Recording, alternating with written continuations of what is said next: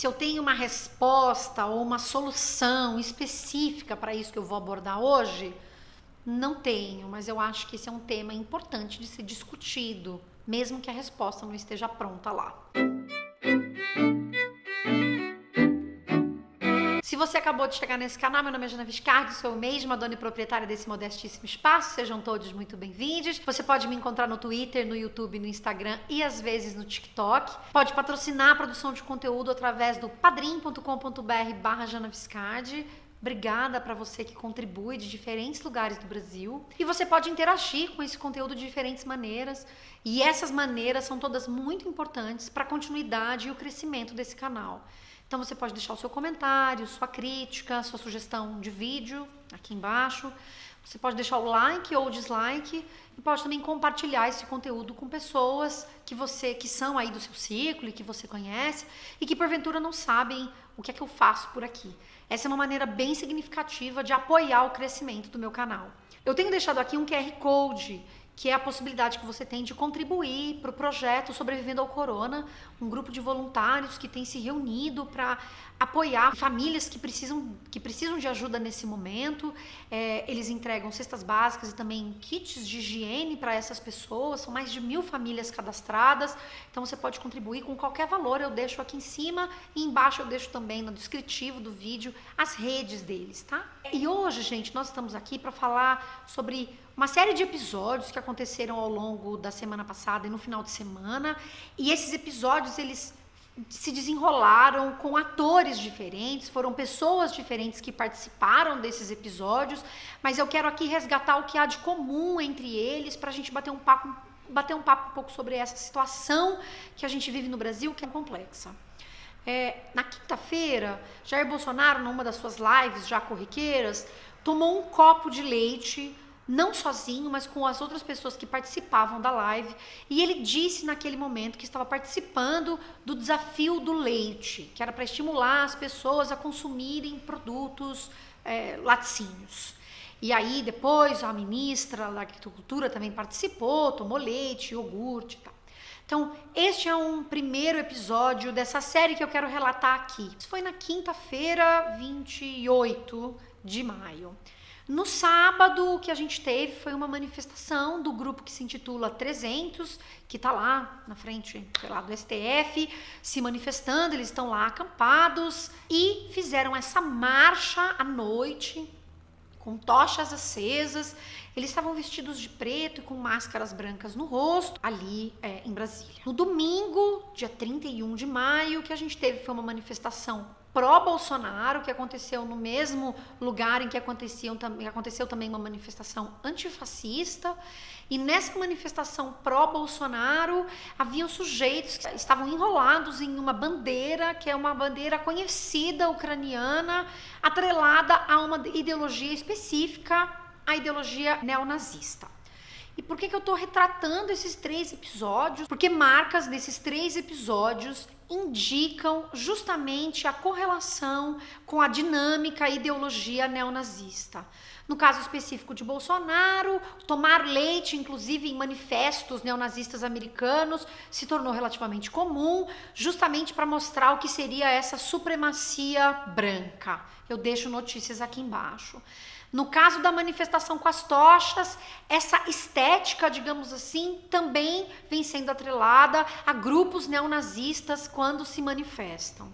Da mesma maneira, essa bandeira em que alguns manifestantes estavam atrelados, enrolados, no domingo na manifestação, vem sendo atribuídas a grupos neonazistas lá da Ucrânia. E aí aqui o meu interesse em trazer a relação entre esses 3 episódios é o que se segue a essas ações. Tomar o leite, fazer essa manifestação e usar essa bandeira. O que se observa na sequência é o mesmo tipo de posicionamento, que é o da negação. Negar essa atribuição desses símbolos neonazistas ao neonazismo. De dizer, veja só, eles estão usando os símbolos que são atribuídos ao neonazismo. 2 deles fizeram algo que muito nos interessa, porque é bem comum nos discursos de extrema-direita, que são caracterizados justamente por essa postura. Bolsonaro e Sarah Winter, que é uma das pessoas responsáveis por esse manifesto lá no sábado, disseram que não, Bolsonaro chamou de fake news, inclusive em resposta a um tweet do Haddad, falando sobre a gravidade disso. E ao chamar de fake news, o que é que Bolsonaro está fazendo? Ele está acusando o outro, ele está imputando ao outro o problema. No caso da Sarah Winter, ela foi até o Twitter para negar a relação entre a simbologia dessa manifestação com o neonazismo, e para isso ela fez assim: sobre nosso protesto de ontem, a ideia foi de um apoiador que é judeu, e quem comprou as tochas e máscaras foi um organizador dos 300 que é negro.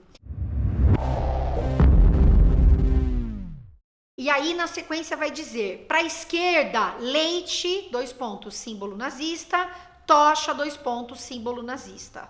Sempre tentarão emplacar essa narrativa, aqui não cola mais.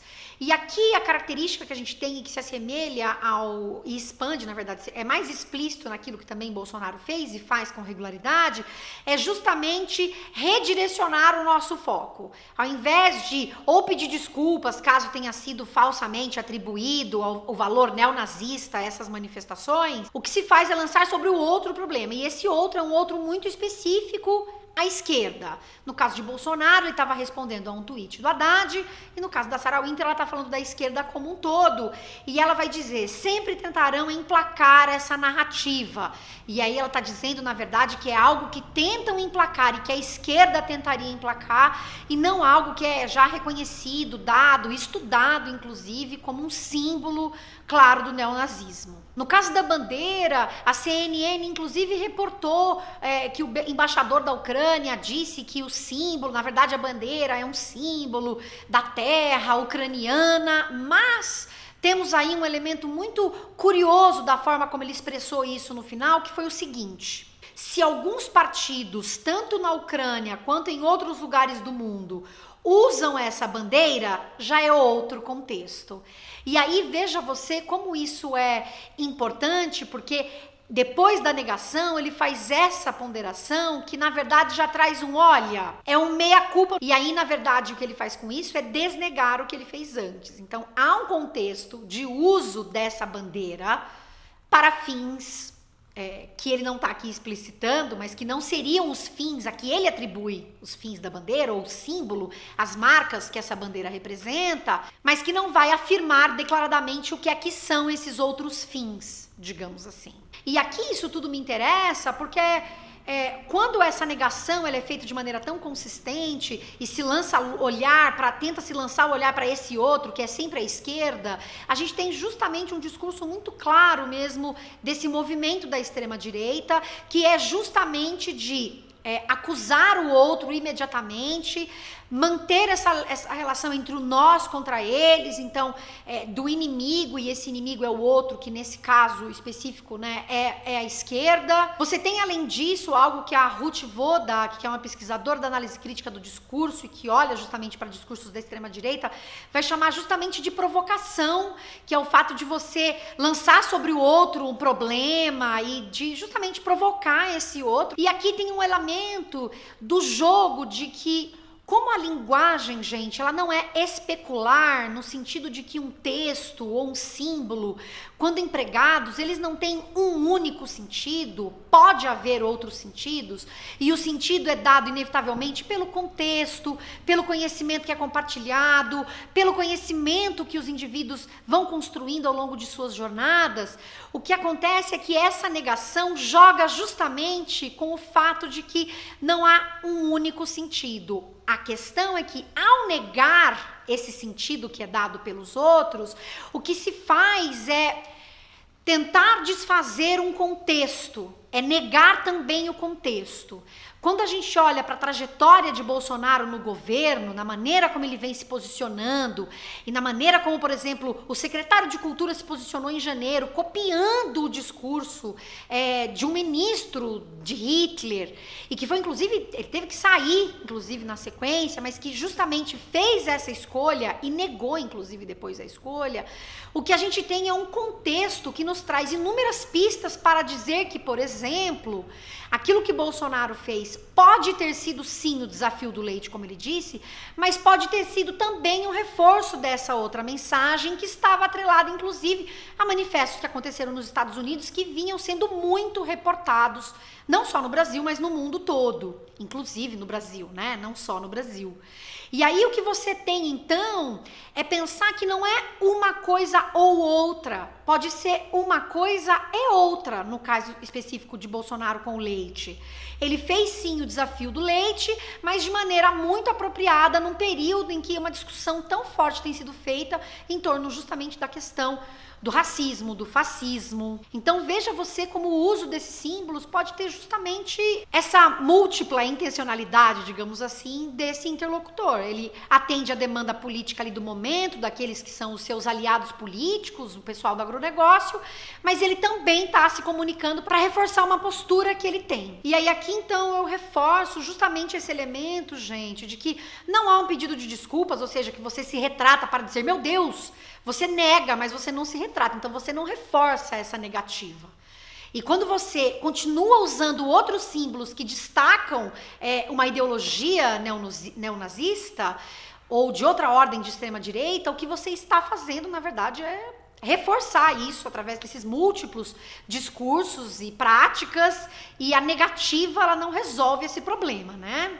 O que, na verdade, ela faz é gerar essa provocação, porque muitas vezes essa negativa, ela vem através da acusação de um outro, né? Então, é sempre essa provocação que é uma acusação desse outro, que é a esquerda, reforçando mais uma vez essa dinâmica que dessa lógica da extrema-direita de geração desse conflito entre o nós contra eles e o reforço do nós contra eles, e de, na verdade, não importar muito aquilo que você está dizendo. Eu vou deixar aqui um artigo de um amigo linguista que acabou de sair, está em inglês, mas eu acho que se vocês colocarem no Google Tradutor vai ajudar, justamente falando, algo também que vai sair num artigo meu que vai ser lançado em breve, sobre essa acurácia. Não importa muito se é verdade ou não o que está sendo dito, que é mentira e tal. Importa essa performance, importa esse dizer, importa a maneira como isso é dito, atacando o outro, sendo hostil, disseminando ódio.